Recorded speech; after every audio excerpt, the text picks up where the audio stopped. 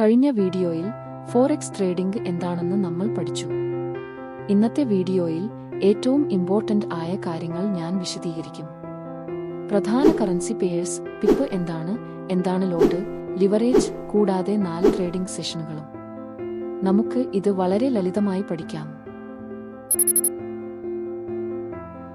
ഫോറക്സിൽ നമ്മൾ ഒറ്റ കറൻസിയിൽ ട്രേഡ് ചെയ്യുന്നില്ല, നമ്മൾ പെയേഴ്സ് ആയി ട്രേഡ് ചെയ്യുന്നു.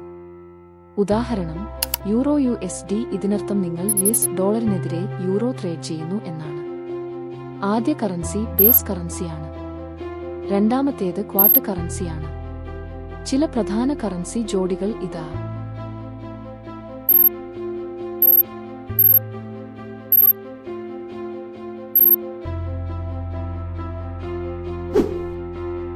പിപ്പ് എന്നാൽ പോയിന്റ് ഇൻ പെർസെന്റേജ് എന്നാണ്.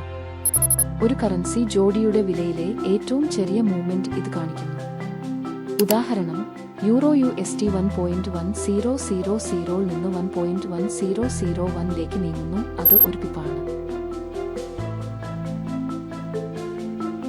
ഫോറക്സിൽ നിങ്ങൾ $1 അല്ലെങ്കിൽ $2 ട്രേഡ് ചെയ്യുന്നില്ല, നിങ്ങൾ ലോട്ടുകളിൽ ട്രേഡ് ചെയ്യുന്നു.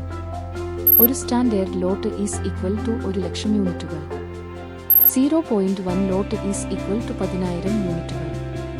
0.01 ലോട്ട് ഈസ് ഈക്വൽ ടു 1000 യൂണിറ്റുകൾ. ചെറിയ പണം ഉപയോഗിച്ച് വലിയ ട്രേഡുകൾ നിയന്ത്രിക്കാൻ ലിവറേജ് നിങ്ങളെ അനുവദിക്കുന്നു. നിങ്ങളുടെ അക്കൗണ്ടിൽ $100 ഉണ്ടായിരിക്കുകയും ബ്രോക്കർ 1:500 ലിവറേജ് നൽകുകയാണെങ്കിൽ നിങ്ങൾക്ക് 50,000 വരെ മൂല്യമുള്ള ട്രേഡ് ചെയ്യാം. വലിയ ലാഭം സാധ്യമാണ്, പക്ഷേ ഉയർന്ന അപകട സാധ്യതയും ഉണ്ട്. ഫോറക്സ് മാർക്കറ്റ് തിങ്കൾ മുതൽ വെള്ളി വരെ 24 മണിക്കൂറും തുറന്നിരിക്കും. എന്നാൽ ഇത് 4 പ്രധാന ട്രേഡിംഗ് സെഷനുകളായി തിരിച്ചിരിക്കുന്നു.